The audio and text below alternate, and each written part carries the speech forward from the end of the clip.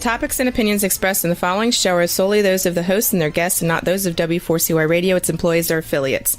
We make no recommendations or endorsements for radio show programs, services, or products mentioned on air or on our web. No liability, explicit or implied, shall be extended to W4CY Radio or its employees or affiliates. Any questions or comments should be directed to those show hosts. Thank you for choosing W4CY Radio.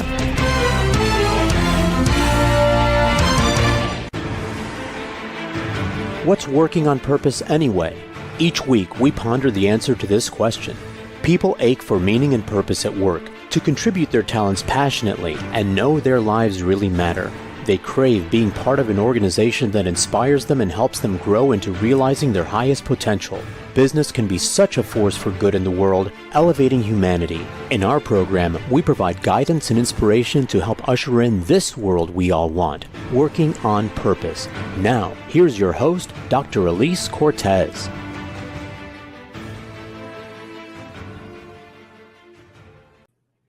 Welcome back to the Working on Purpose program. Great to have you. Thanks for tuning in this week. I'm your host, Dr. Elise Cortez, joining you live from Dallas, which is home base for me.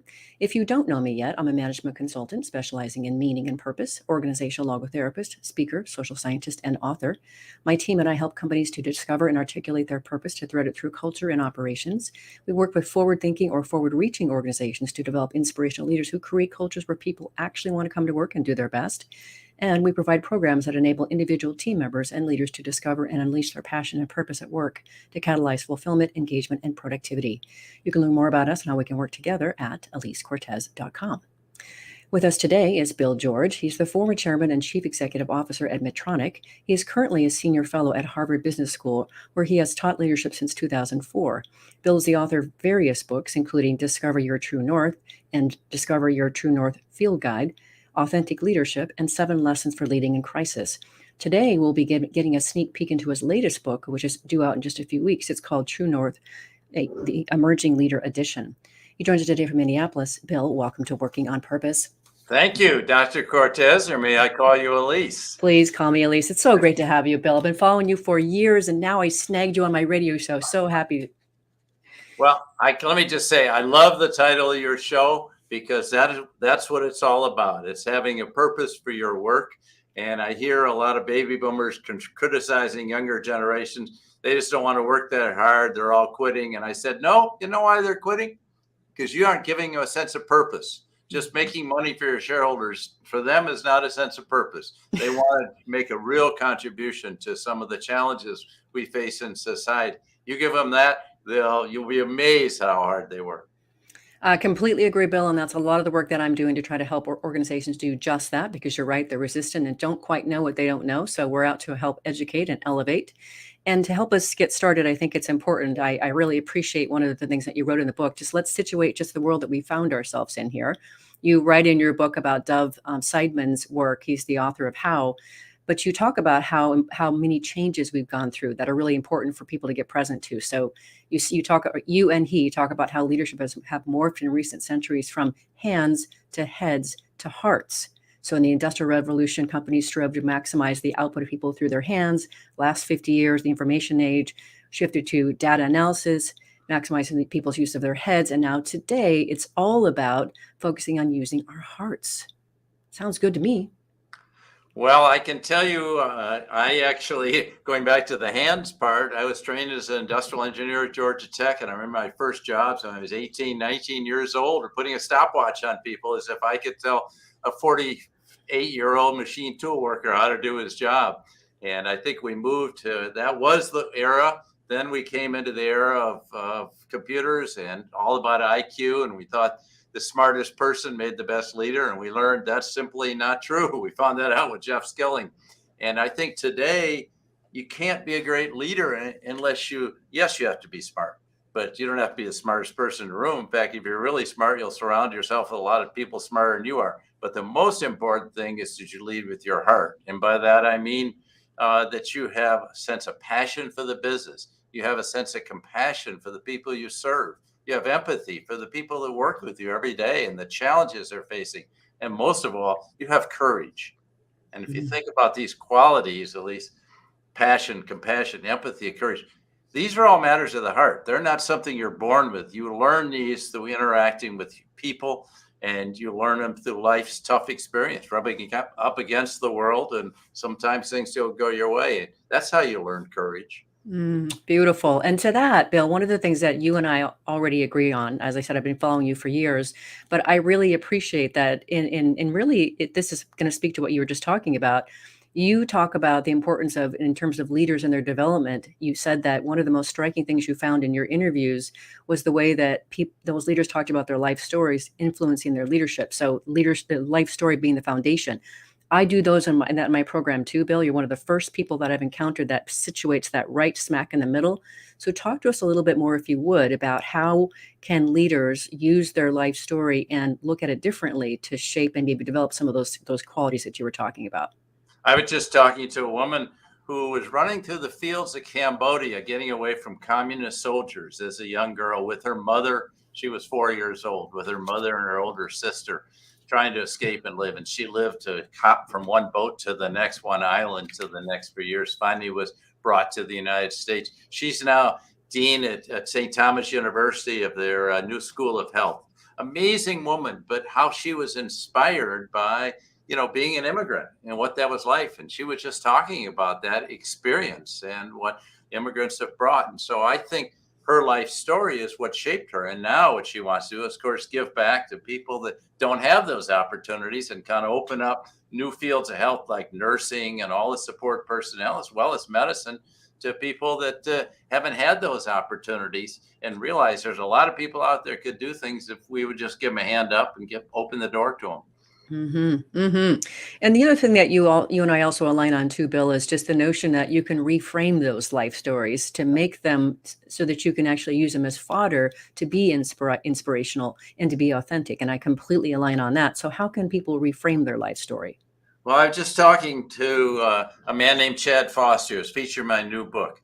And Chad went blind. His parents knew he had a RP diagnosis as a young person, but he kept going until he was like in college, and all of a sudden he went blind and he thought his life was over. He got very angry and everything. And then all of a sudden he reframed his story and said, I can change. I can have an impact. Okay. Instead of talking about my disabilities, he said, I can talk about my abilities. And he's now become a great speaker and a great inspiration to people of all kinds of stories because he is so confident, and he can, he's a better skier than I am, even though he's blind. Wow. And it's just, he said, stop thinking about disabilities, think about your abilities. And he sharpened up those many abilities that many of us don't have. And it's a great inspiration to me. So he has reframed his story from one of anger. And he said today he would say excuses are for losers. He's reframed his story and said, how can I make a difference in the lives of people? Oh, I love that. That was worth the price of admission right there, Bill. Thank you. Okay, so I want to talk about, you've got this really interesting section in your book about 5 archetypes of derailing when we don't lead from our true north. But that occurs to me that we first better hear just a smidge about what you mean by true north. Well, true north is who you are. That's your essence of what you believe, the values you hold, and the principles you lead by. And where do you find sources of joy and satisfaction in your life? And that is your true north. It's not about how rich you are or how much power you have or what your title is. It's really about who you are. And a lot of people are so much looking for external gratification. Yes. They think they can get it by being wealthy or being a CEO or having a big title. And they lose sight of their essence of who they are. Beautiful. Thank you.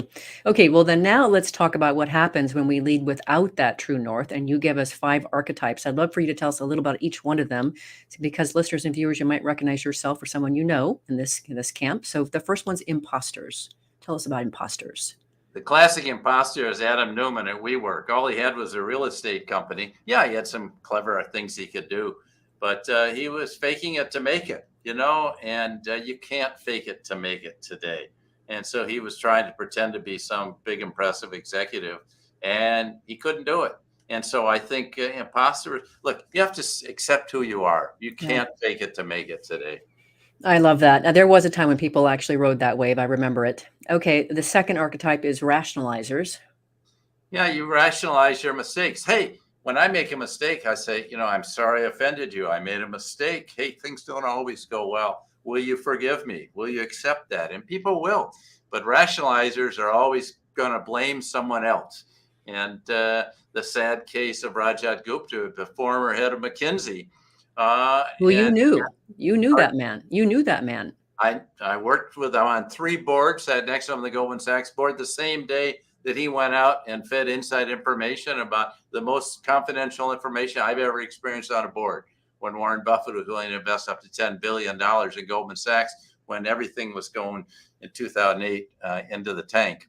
And so, but he's written a book saying, well, I didn't really do it. Well, I have enough facts to know that, of course, he did do it. And why not just acknowledge I made a mistake, and maybe people will forgive you. I think they will. And I think the thing that's important to point out about that one, if I have this right, Bill, you correct me, is the rationalizers are about putting blame on other people. It wasn't my fault. It was somebody else's fault. Yeah, exactly. Okay.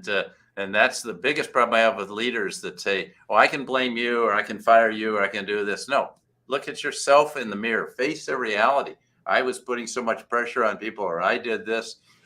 We can face that reality. Okay. And then number 3 is glory seekers. Glory seekers are people that want all the positive adulation. And we see this now in some very, very successful leaders. Mark Zuckerberg at Facebook, highly successful, but he's measuring himself by how much money he's worth and how many users he has, instead of saying, do we create the social network we wanted? And looking at some of the damage that can happen when you don't create that network, and some of the criticism, the abuse that people are taking online. And so rather than correct that, he's just trying to, seek the glory for himself of being so wealthy and having so many users. Okay. That brings us to number 4, the loners. Well, loners are people that kind of hide in their office. I remember back during that financial crash in 2008, Dick Fuld would not leave his office. He wouldn't even come to a meeting with the Secretary of the Treasury to talk about how other banks could bail him out. He was just going to turn inside himself. And of course, we all know the sad story, Lehman Brothers. But the more important thing is you can't do it alone. You need to build a team around you. When you're facing challenges, you need to listen to other people and build the team around you. That's the key. Agreed. All right. That finally leads us to the shooting stars in terms of derailing. Yeah. Well, shooting stars are someone that are moving so fast to get ahead. They don't take time for other people. And I remember Travis Kalanick did this when he was running Uber. He had a great invention. That app is fantastic. But he never quite grew out of it. And he just kind of burned out, moving so fast and abusing people along the way. And it's sad. Now his successor's taken over and done a very good job. So I wanted to be sure and have you cover those because, as people are striving to make a difference, we want to make sure that they avoid those 5 derailers. So thank you. And then next, I want to cover a couple of things before we hit our first break here. You talk about the importance of developing yourself and provide various areas to do that: self-awareness, values, sweet spot, integrated life. Just want to first, if you would, just speak a little bit to how can people develop that critical self-awareness? Well, first of all, no one is born with all the qualities of leaders. And the hardest thing we have to do is to see ourselves as others see us. I know I struggle with that mightily. You have to look yourself in the mirror. But there are 2 ways to really do it, I think. One, get feedback from other people. I believe in 360 feedback. Go around, have truth tellers around you that tell you what you don't want to hear. You don't want sycophants that tell you what you want to hear. And second, take time for some introspection.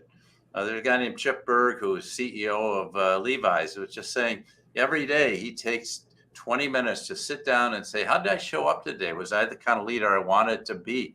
Was I feeling fulfilled? Did I do it? And rather than challenging your task list or 24/7, just put all the electronics away and really be introspective. Those 2 things, seeking feedback and being introspective, can help you gain a lot of self-awareness in addition to understanding and reframing your own life story in your crucible. Awesome. Okay. Now, the other thing that you talk about that's in your values chapter is the notion of moral courage, of course. And you say the most challenging test of your leadership comes when you have a great deal to lose by staying true to your values. So can you talk a little bit about the importance of moral courage? Well, moral courage only really counts when you have something to lose. It's easy when things are going well. That's not really moral courage. I remember Ken Frazier after Charlottesville. Now, Ken is a grandson. He was CEO of Merck, and Merck depends, everything they do depends upon the United States government. And he is the grandson of a slave, and his father never rose above a janitor, but he said, Ken, you got to be your own person. You don't have to please other people. And I remember he walked out of the President's Council on Manufacturing, and 42 CEOs followed him because he had the courage to do it. It's easy to follow, but he did that. And he made a very bold statement. And he said, America is built upon the proposition that all people are created equal. And if we can't believe in that, if we believe in neo-Nazis and white supremacists, that's not America. And that was a pretty bold thing to do. And he got criticized by the president of the United States, but hey, he stuck with it. And everyone in Merck backed him, and the company has flourished ever since. Seems to me that's a fantastic example of impactful leadership to me. Let's grab our first break. I'm your host, Dr. Elise Cortez. We've been on the air with Bill George, who is the author of True North, Emerging Leader Edition. By the way, while we're on break, I encourage you to go pre-order your copy at billgeorge.org. So it's BILLGEORGE.org, billgeorge.org. We've been talking a bit about his book. After the break, we're going to continue that conversation. Stay with us. We'll be right back.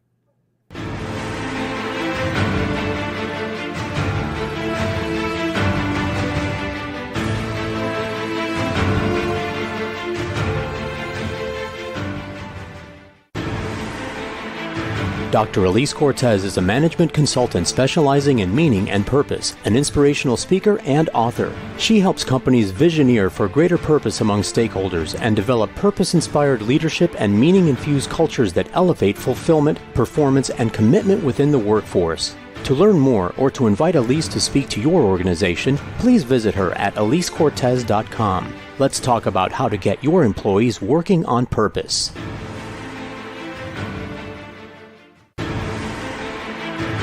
This is Working on Purpose with Dr. Elise Cortez. To reach our program today or to open a conversation with Elise, send an email to Elise, A-L-I-S-E, at elisecortez.com. Now, back to Working on Purpose.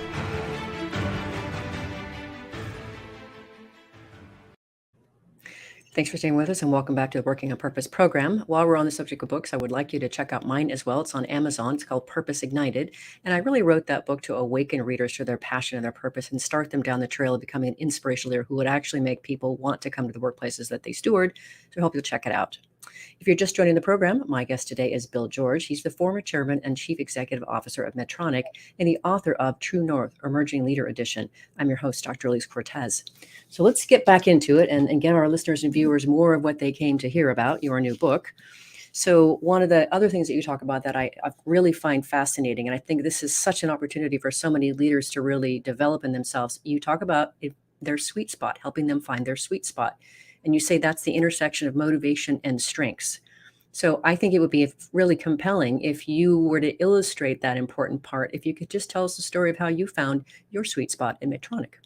I can tell you it took me a while. I had worked for Litton Industries, and I remember the CEO said to one of my colleagues, I know you have to do what you have to do to pay bribes, but just don't put it in writing. And I knew I had to be out of there because the company differed from my values. And I was then with Honeywell for 10 years en route to the top, one of the two leading candidates to become the next CEO. The decision was 3 years off. And one day I was driving home and I looked myself in the mirror and I saw a miserable person, me. You know why? It's because I was trying to grab for that brass ring of CEO, but I was not at all passionate about the business. I wasn't motivated at all. It was more motivated by the title. So I went home and told my wife what I was feeling. She said, Bill, I've been trying to tell you that for a year. You just refuse to listen. So I then actually turned down Medtronic 3 times because my ego said I should be head of a big company. It was a mid-sized company. Well, I called the CEO back and asked him if the job I turned down 4 months before was still open. He said it was. So I got in line and eventually walked in. And at Medtronic, I found that combination of a deep sense of purpose, of restoring people to full life and health that I could be very passionate about, a company with just great values. We talked about them all the time. And I was highly motivated by the work. And frankly, it played to my strengths of being very engaged with the people and being a builder, not a taker apart like I was at Honeywell. I was a builder, and we could build an organization, build people, and frankly, build the business. And that was the most best time of my life professionally for 13 years because I had those opportunities. I want more people to feel that, George. Bill, I want more people to actually feel like that. That's why I do the work that I do. So I love how you shared that story. You were not going to get off the show without telling that story. So thank you. Thank you. So speaking of what part of what you're talking there from my vantage point is meaning, right? So one of the other things that you talk about that I think is really important here when you talk about the importance of leading an integrated life is as we work to develop ourselves. And you talked about having a sense of well-being, et cetera. And you say that well-being exists when we feel harmony and serenity and a sense of fulfillment in our mind, body, and spirit. And then you went on to say that the pandemic caused people to ask hard questions about their well-being and their lives. And left some of them asking, is my work worth it? And so what you also went on to say, which is really interesting, it also, those questions and that experience triggered part of the Great Resignation, where millions of people have left their jobs because they've found little to no meaning in their work. That's right. And I've known a lot of those people that said, look, I'd rather go quit and sit down in Florida or sit on the beach than I would work without purpose. If I'm just working for money, that's not real meaning for me. And I think people have really changed. People want a fully integrated life. And I don't buy it when the baby boomers say things like, oh, these millennials don't want to work that hard. It's because you haven't given them a sense of purpose and you haven't enabled them to find that meaning. They'll work really hard when you do that. So I think that's what we have to do. But everyone wants a fully integrated life, don't you? I mean, I do. I was determined when I was 22 years old that I am both going to have a great family life long before I got married, 5 years, and I'm going to have a great career, and I can do both. And I even coached soccer for 12 years. Had to have a college coach the last 4 years because the players were too good to get. I couldn't give them what they needed. But I did manage and coach for all that time because that mattered to me to be with my son. So I was coaching and just be there. And so I think you can do it, but you have to discipline yourself. You have to say, I'm going to make sure I take care of my personal life, my family, my job, and be a part of the community. And that's a great joy. But I think I would encourage everyone who's listening in to just look at those 4 elements of your life and say, I want to make sure that I'm nurturing all those. One of the things I love about getting to host this show, Bill, it's been 7.5 years that I've been doing this every week. And I've had a lot of people talking about what's going on in the world of work. And one of the things that I'm hearing is that until recently, people organize their whole lives around their work. And now today, people want to organize their lives, their work around their lives. And it's a big change. That's a fundamentally difficult thing for people to put their arms around. And so I think what you also talked about, which speaks to this, is you talk about the importance of setting clear ground rules to balance those different parts of your life and really, really be focused on your personal and professional issues altogether and what you want. And from you, the CEO and then chairman, I mean, that's really pretty profound advice. Well, I love your phrase. And I had a lot of students when I first came to Harvard Business School back in the early 2000s said, I work 100 hours a week as if so was a badge of honor. I said, you must not know how to delegate much. And so I think people really need to think that and how they organize their lives. And I think every CEO I know today is saying, I'm worried about my employees' well-being. Well, give them the workplace flexibility. Are you going to tell my daughter-in-law that she can't leave the medical center to go to my grandson, her son's parent-teacher review because she's got to work? No, I think you need to give people that both fulfillment and the flexibility, and that's how you improve their well-being. But you've got to look at the whole person. And if people aren't healthy, mentally healthy, if they aren't physically healthy in your company, it's not going to end well. So I think we need to look at the whole person, mind, body, spirit. And companies need to nurture all those aspects of their people. If they just extract hours of work from them, they'll eventually leave or you'll burn them out. And I've seen that a lot. I knew that we were onto something here, Bill, when even the Gallup organization pivoted from a strong stance on just employee engagement to well-being during the pandemic. And they've got a book out on well-being. They've got to focus on that. I knew that was a heavy tide change. And I'm thrilled to see that. I am too. So one of the other things that you talk about too that I think is really important, especially since this is an emerging leader edition that you've written here, you're really trying to draw up the newly emerging leaders here. Is you talk about this notion of moving from I to we in the leadership, and you say we leaders are servant leaders, focusing primarily on the growth and well-being of people and the communities in which they belong. Say more about that, from going from I to we.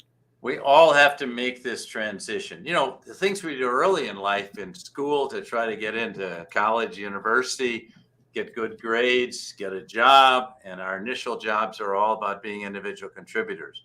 But if we want to be leaders, we have to make that transition to realizing it's not about me. It's not about my getting ahead. It's about the team. And the team has to perform, and we work well as a team. Those are the kind of leaders we need today. And when you become that we leader, then you can find a greater sense of purpose. If you think your purpose is just about, I want to be president, or I want this job, I want that, I want to make so much money, that's not a purpose. That's not real purpose. It's a goal, yeah. Is where you make a difference in the lives of people. And you do that as a we leader, not as an I leader. Here, I'm with you. Okay, you mentioned this phrase earlier today, but I wanted you to go in more detail about it. But you talk about your North Star being the purpose of your leadership, and accessing it includes rubbing up against the world to understand the challenges you will face and be able to make thoughtful choices about where to devote yourself to and your leadership. So if you say more about this rubbing up against the world idea. Well, no one leads from a cave. You have to be out there, and you get knocked around a lot. Things don't always go your way. Sometimes you have to learn about leadership from criticism, from suggestions, and what you did wrong, making mistakes. That's how you learn to lead. And I think that's what I mean by rubbing up against the world. It may not find it in your first job. You may have to find it somewhere else. You may not find that sense of purpose, as I didn't until I got to Medtronic. And hey, that was in my early 40s that that happened.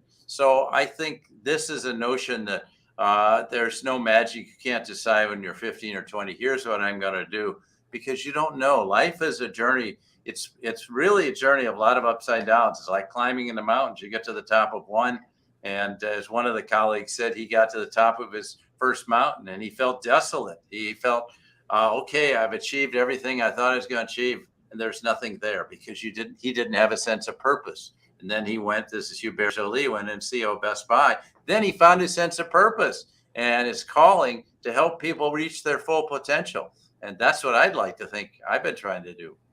And don't we all love it when a leader can help us do that, right? It's so magnetic. And so I was just having a conversation today with somebody I'm working with, a leader that's out to develop herself. And we were talking about that very thing. If you can help people to realize their potential and challenge them to do so, lovingly so, they will never forget you, and you will totally fundamentally alter the course of their lives for the better.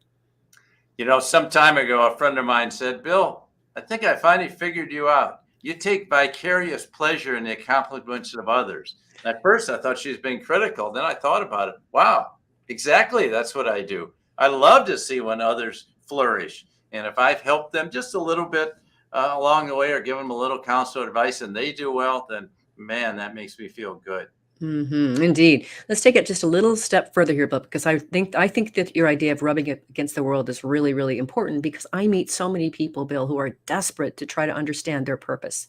Yeah. They're clinging, they're looking, they're pleading with me to help them find it. And I think your advice about really going out there into the world and letting yourself have a bloody nose and some broken bones, et cetera, making mistakes and seeing what's going on in the world, and really interacting and engaging with that, chewing on that, is the part of the vessel.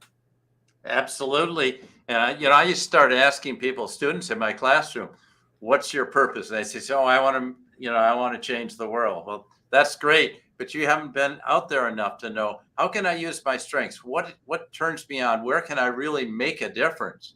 And you can't change the whole world. I'd love to eliminate all disease or poverty, but you can't do that. So then you have to decide, where am I going to devote my energies, where I am highly motivated and I really have something to contribute.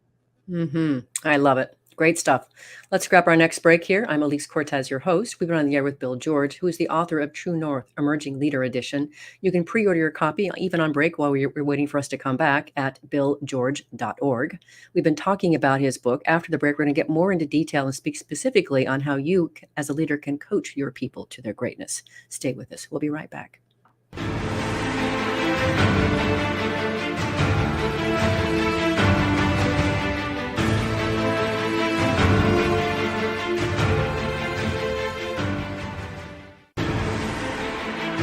Dr. Elise Cortez is a management consultant specializing in meaning and purpose, an inspirational speaker and author. She helps companies visioneer for greater purpose among stakeholders and develop purpose-inspired leadership and meaning-infused cultures that elevate fulfillment, performance, and commitment within the workforce. To learn more or to invite Elise to speak to your organization, please visit her at elisecortez.com. Let's talk about how to get your employees working on purpose.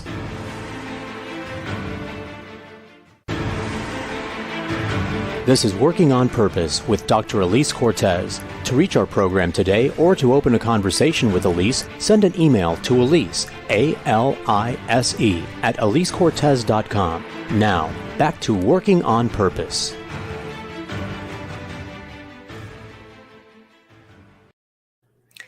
Thanks for staying with us and welcome back to Working on Purpose. One other bit of news I want to share with you is last year I was able to get out and publish a second book. It's called Passionately Striving and Why. And what I did there was I literally went and scoured the globe and I found 25 women to share their very intimate stories of how they've discovered their purpose and are now serving from it. Stories from Australia to Zambia. And the idea is through their example, perhaps you can help to better glimpse your own path and start to live your purpose as well. And join us. It's fun. If you're just joining us, my guest is Bill George. He's the former chairman and chief executive officer at Medtronic and the author of True North, the Emerging Leader Edition. I'm your host, Dr. Elise Cortez. Okay, so for this next bit here, I wanted to get a little bit of, I always like our listeners and viewers, Bill, to get some tools they can immediately use and put to work. I want them to be inspired and educated, but I always want to give them something they can immediately walk out and start using. So I really found your COACH acronym quite accessible and empowering. So this is an idea that you talk about where, to be a really effective leader today is to be able to coach your people. So let's go through the whole acronym if we can. So the C in COACH is for care. Talk to us about that, please. Let me start with the big picture here. For 50 years, maybe longer, we've been teaching people how to manage. And we were teaching them strategic planning and accounting and control and process control and all these things. Those are all important. But what's really important, if you want to be a leader, is to know how you inspire people. And I think you do it like great coaches. You think of great sports coaches have done wonderful things for women's basketball teams and women's winning the World Cup and men's teams, in all kinds of sports. So think of that great coach. And I think the first thing any coach has to do is care about their people, because people are not going to give you their hearts unless they know you care about it. They may give you their heads, they won't give you their hearts. So if you want them to be all in and passionate, they have to know you care about them. The second thing, your job, we talked earlier about the sweet spot. You've got to get everyone where they're using their greatest strength. So I'm a soccer nut. So I think about how do you get everyone in the best position on the field to play together as an 11-person team so they know each other. But then you got to let them play to their strengths. Don't take your top scorer and put them back on defense or her back on defense. You really have to get people in their sweet spot. And then third, that's the organized part. The third is align. You have to get then people aligned around a common goal. We're going to Medtronic. We're going to restore people to full life and health. They're going to measure ourselves by how many people will be restored. So people can align around that. And that's how you get them play together as a team, because you have to have an external goal. It can't just be an internal goal. We get along well together. And then the second C in coach is to challenge. There's nothing wrong with challenging people. I think great coaches challenge people to reach their full potential. It's not about the coach. It's not about winning. It's about reaching your full potential. And if you can help people do that, you'll have a powerful group of people. And then finally, I think we got to get down and work with people. We got to help them solve problems. We got to be out there working with them. Too many leaders are locked in their offices in meetings, PowerPoint presentations and all that. Get on the front lines and work with your people and understand the issues and help them solve problems, help your organization do that. So if you think about these things, to be a caring leader, to organize your people, to get them aligned around a common goal or purpose, if you will, aligned around the company's purpose, to challenge them to reach their full potential, and finally to help them do it. That's what great leaders do, and that's what a great coach does. I completely agree with you, Bill. Completely in line with you, especially too, starting with that notion of inspiring people. Yeah. That's very much what I teach and talk to as well. And I don't know if you know Dr. Lance Secreton. Yes. Totally aligned on that. He's been on my show. I consider him a beautiful mentor. Anyway, completely agree with you. And then you add another important ingredient to this whole notion, and that is authenticity. Why is that so important? Well, you know when somebody today, young people know when somebody's real and when they're faking it. Yes, they sure And you do. want to deal with a real person. Think about the best leader you ever worked for. Wasn't that person real? Did they tell you the truth? Okay. I mean, you want to work somebody who doesn't tell you the truth? Or are they transparent? Were they sharing openly with you? And that's the way you build trust. And all great leaders build trust by being authentic and admitting when they make mistakes rather than blaming someone else, as we talked about earlier. They've got to admit when they made a mistake, or I need your help. We have a crisis. We have COVID here. I need your help. Let's just rethink our business model, as Corey Berry did at Best Buy. Yes, we're going to have to lay off or furlough 50,000 people, close the stores, but there's another way to do business. And they flourished because she thought that through and did a fantastic job. Mm-hmm. I remember you're reminding me, Bill. I got the chance a couple of years ago to work with a fantastic leader as he was really stepping into a big role of leadership, and he was taking over a large team, and they were working on really crafting a new product line that was really out to really kind of evangelize and breathe fresh air into this organization.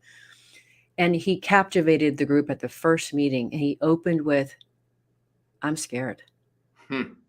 And Wow. he went on and he said, "We got what we're out to accomplish is big. It's huge. It's going to take each of us really leaning in." And he went through and he just, kind of really painted the picture of what they were up against. And then he went on to say, "And I've worked with most everybody in this room, and I know we've got this." But when he said, he opened with, "I'm scared." You could have heard a pin drop in there, Bill. Wow. Everybody's attention. And he was real. He's like, this scares me to my left toenail. And I know I got the right team. Wow. So do you have a story? Do you have a story about just really making a difference when you're just real? Yeah. I think that's what it's all about, is how you can be authentic. And what a beautiful example you just gave of what it means to say, I need your help. Yeah. So like lots of times with Medtronic, I felt like, wow, the medical complexity is overwhelming to me. But if you get everyone on the table, around the table, and figure out how everyone can help, they will help you and they'll pitch in. That's what a team does. I'm scared. Back to the sports now. I'm going to lose it. We're going to lose this game. No, we need to pull together. And I think that's what great organizations do. And great leaders, their job is not to do the work. It's to inspire people and pull them together. Mm-hmm. So a lot of what I also talk about too, Bill, is just, you talked before about uniting people around a common vision. So what I learned, I've been a meaning and work and identity researcher for years. I'm terribly a geek, and I'm curious about what makes people tick, and especially what they want from the world of work. And I discovered, of course, that, to your point, that people really love to be part of something that extends and broadens their own impact. So when you can align with that, that's very, very powerful and very, very meaningful. And it takes languaging to do that. So the power of a leader to be able to articulate that vision and enroll people in such a way that they feel like they are part of it is so important. Can you speak to that just a little? People want to be something greater. They want to be a part of something greater than themselves. As long as they're looking inward, they're never going to feel fulfilled.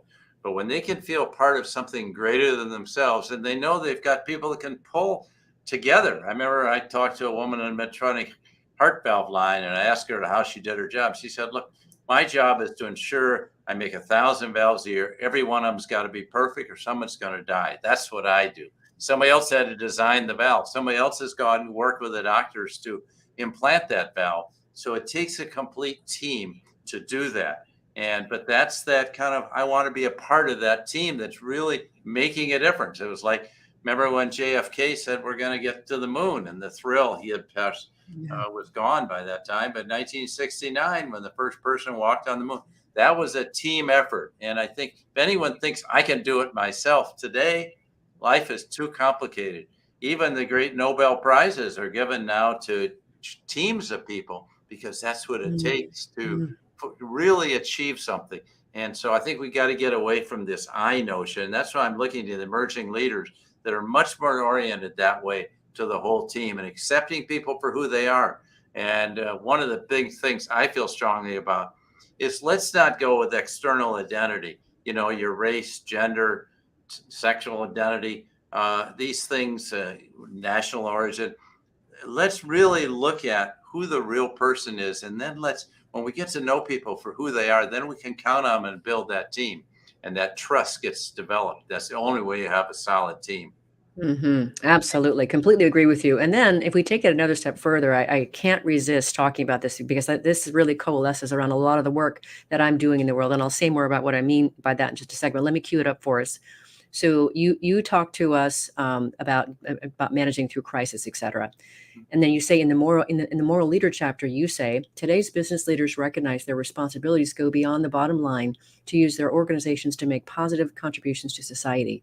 Creating sustainable value must start with the alignment of all stakeholders around a shared mission and values in service to a corporation's customers, employees, shareholders, and all those who have a stake in its success. You cannot solve all the world's problems, but you can have a meaningful impact when you focus your leadership on one or more major issues. Can you tell us more about what you mean by this statement? Well, I think that's having that external goal.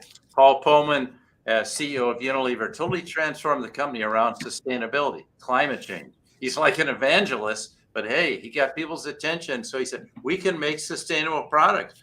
Look at the detergents we make. Look at all these soaps we make. Look at all the products we're making. They have to be sustainable products. And that gave him a competitive advantage because people got very excited about doing that. And, whether it's sustainable soup in Vietnam, but he really led the way. And that's what I call a moral leader. He had a sense of purpose. He rallied people around that cause.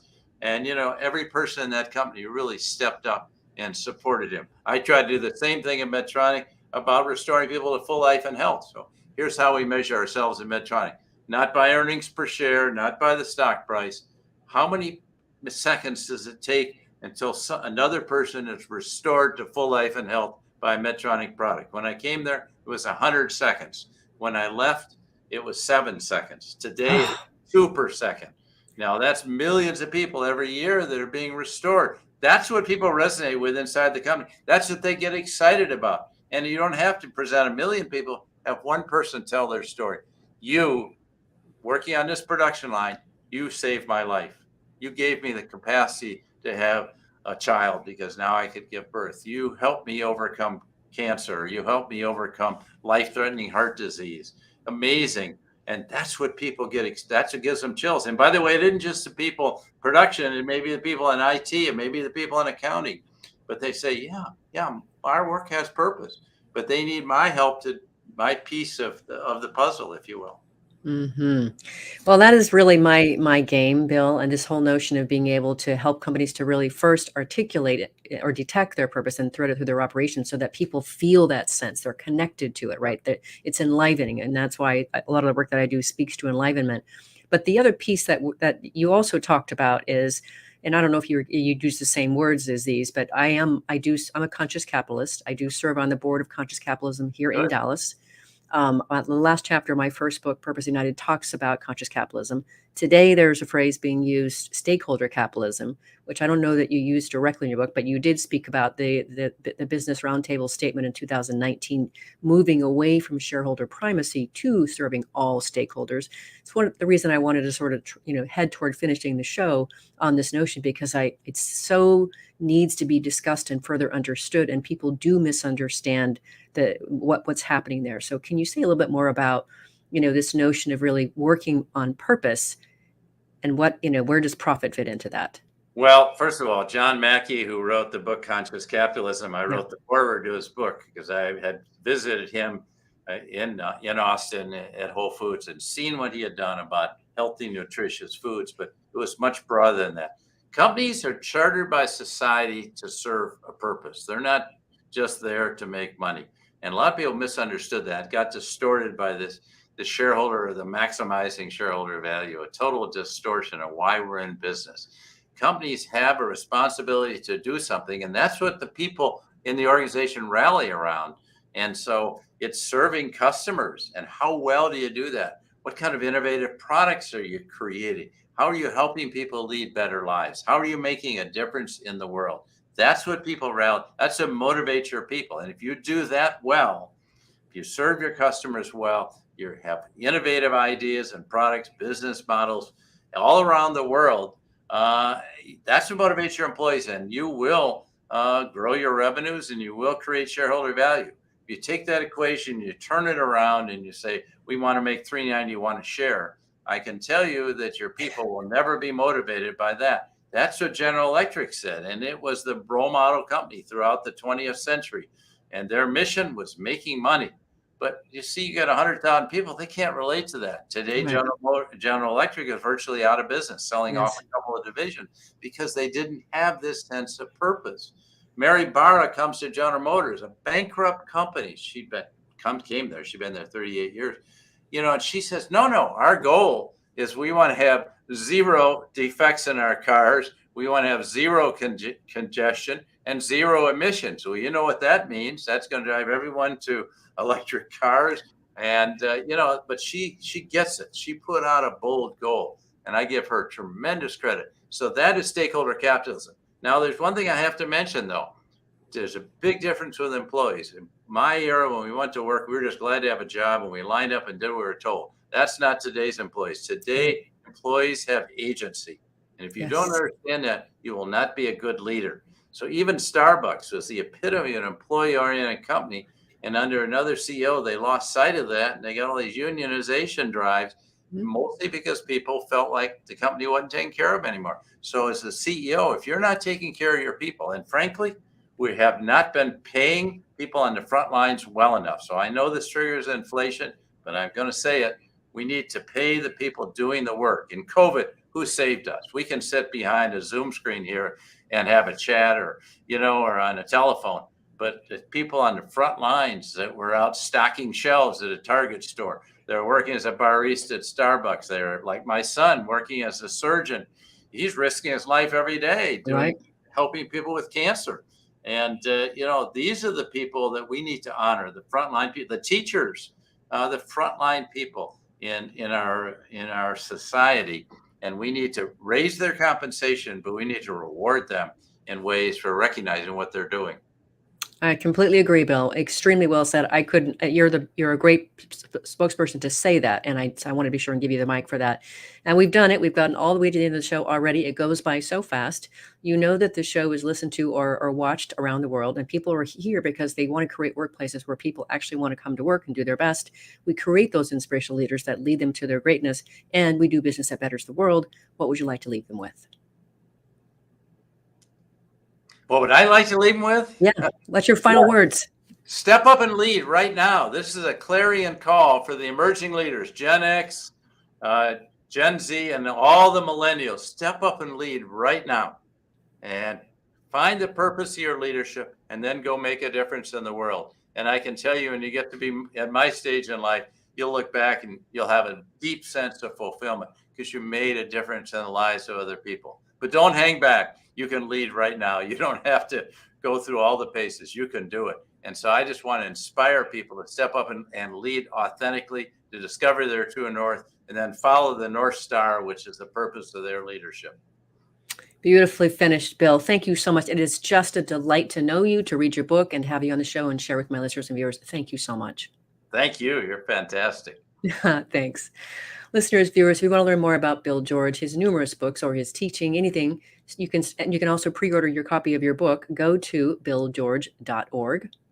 Last week, if you missed the live show, you can always catch it via recorded podcast. We were on the air with Dr. Mishan N. Martin of WorkHuman, talking about the new roles of engagement companies face to engage the hearts and minds of the workforce and address their well-being. It was chock full of fresh insights from her ongoing research about workplace trends. Be sure to catch it.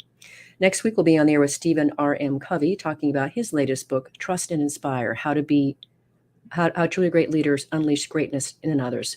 Promises to be an enlightening and interesting conversation. See you there. And remember that work is an integral and important part of our lives and can be one of the best adventures and means of realizing our potential and making the impact we crave. So let's work on purpose. We hope you've enjoyed this week's program. Be sure to tune into Working on Purpose, featuring your host, Dr. Elise Cortez, each week on W4CY. Together, we'll create a world where business operates conscientiously, leadership inspires impassioned performance, and employees are fulfilled in work that provides the meaning and purpose they crave. See you there. Let's work on purpose.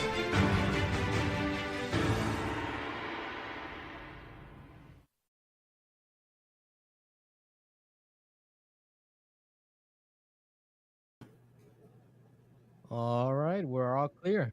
Wow, Awesome. that was the best. I've done hundreds of interviews in recent years, and that was the best one I've ever had. Oh, that's gold. Thank you, Bill. I really appreciate True, that. of course, we're in sync on some things. You're not saying, "Well, what do you mean by this stuff?" You've done all the work yourself, so you're just getting other people in. By the way, Stephen M.R. Covey is terrific too. He talks about trust in a very special way. So he's a good one to have on your show. But you are doing great work, and I hope you'll keep publishing and keep talking, because you can influence a lot of people for the better. We just have to be what I call we're fellow pilgrims going along a journey, and we intersect from time to time, but we're taking the same path, the same end goal. Well, thank you, Bill. Yes, I'm working on another book now. It's called The Great Revitalization. It's about activating meaning and purpose inside organizations. So yes, I'm still writing, I'm still consulting, I'm still speaking. So I will, but it's really great to meet such a beautiful like mind who, really has got a full crowd pulling that you're pulling along behind you. So I'm happy to be in your wake, happy to be a continued spokesperson with and for you. So thank you. And thank you for letting me on early. It was for a while, it looked like you were booked up, and then we found an opening on August, what is it? 9th? August 9th. Yeah. Thank you for giving me this opportunity. It inspires some people to read the book, I hope. You're welcome. And I'll work with your team. I'll send this YouTube link, and then there'll be an iHeart link. We'll send that out so we can evangelize that and just keep the train moving.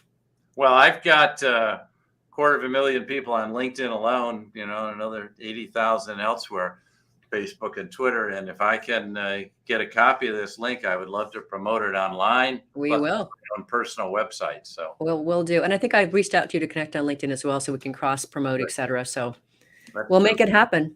Good. Thank you very much. Be well. Thanks again. You too, Bill. Thank you. Hope to meet you in person. Me too. Thank you. Have a great eve. Bye now. Bye. Thanks, Juan.